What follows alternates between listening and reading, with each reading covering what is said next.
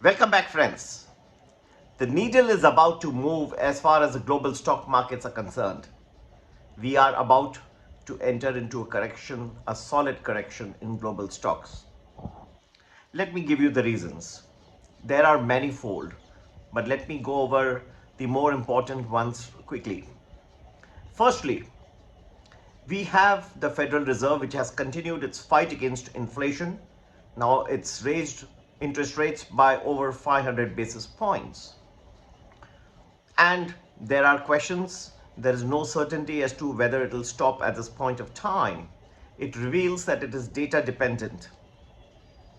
So we have a situation where the cumulative effect of these various interest rate increases is more important than just one single increase of 25 basis points, which happened in its May meeting. The cumulative effect will come into play and will start reflecting in stock prices in the earnings of companies, of banks. You find that many banks which have lent to the commercial real estate will be forced now to go and borrow from the Federal Reserve as a last recourse. Now this would be at a much higher rate and therefore the margins can get squeezed. As a result, you will discover the disadvantages of inverting the term structure of interest rates. There are other factors which are also coming into play. The third factor is there has been a 11th consecutive decline in the money supply. Money supply needs to expand to come out of a situation of recession. And that's not happening. You had a super hawk, James Board, talking about that we have moved into the zone of maximum tightening, which may be a silver lining in the whole thing, but that's not the whole story. There are many who still believe that there is some more tightening, and the minutes of the next Fed meeting are going to reveal who are the hawks and who are the doves. And the fifth point, layman's systemic risk indicators are showing that drawdown in stock market prices is nearing very close. I have considered many things like the corporate default rate, the stock market, short interest ratios, and investor sentiment. We have a whole host of factors that we have taken into consideration in drawing this conclusion.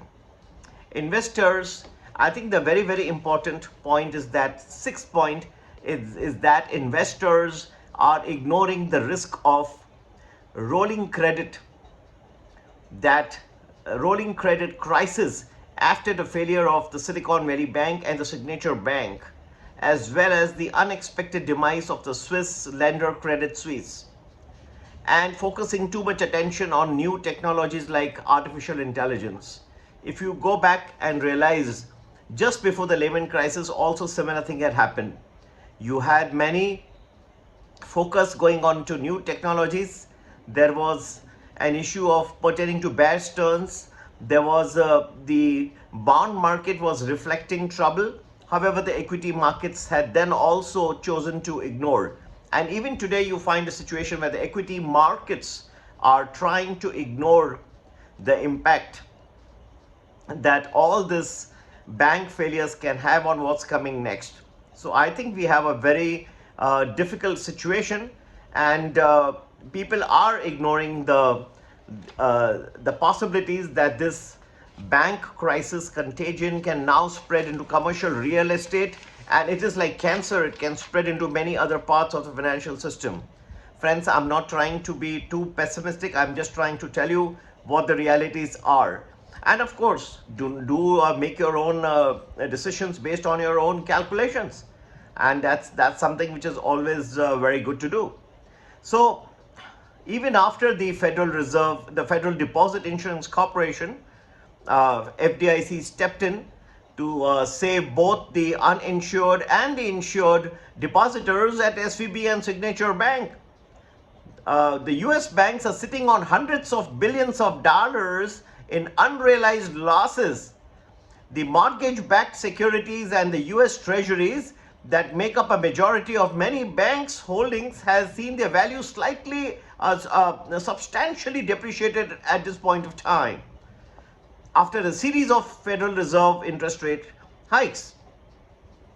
So these losses have led to signs of instability in the banking sector, and one doesn't know which is the next shoe to drop.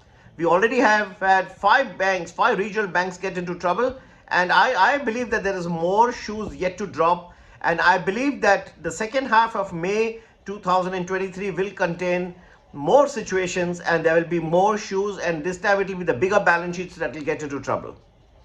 So bank issues are beginning to spread to the commercial real estate, and this is already not doing well. Many companies still working out of remote locations after the COVID phenomenon. Everybody is not back, and many lie vacant. Plus there is the issue of such high interest rates and bearing them as well. There are issues which are beyond the United States which also can have an impact on global stock market valuations. In India, we have a very important election in the important state of Karnataka.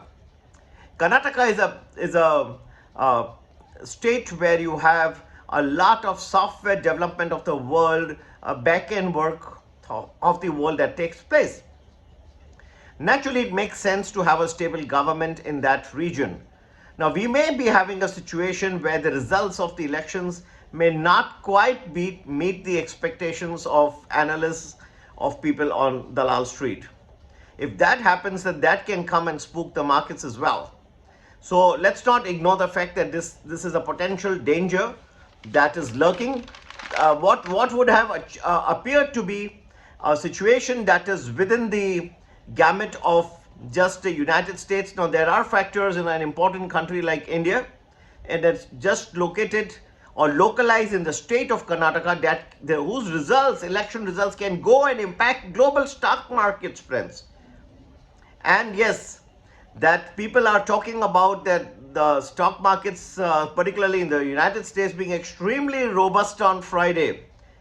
As we begin the new week, we are faced with the CPI, PPI numbers, but we are also faced with a potential of a debt default.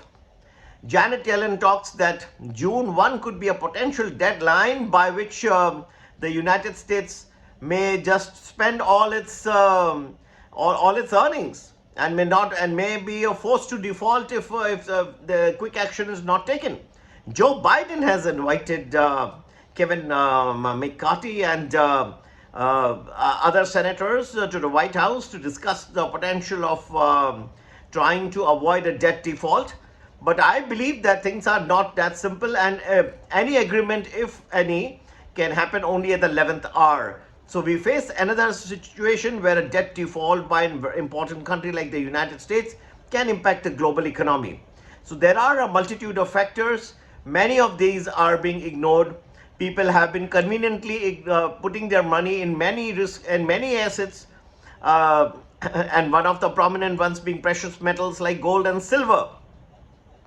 Always I may remind you that whenever there is a trouble that is lurking in one asset class, in this case the equity markets, then there is a potential that there could be margin calls in the equity markets, and for this there could be people who are invested in other asset classes where they are in profits.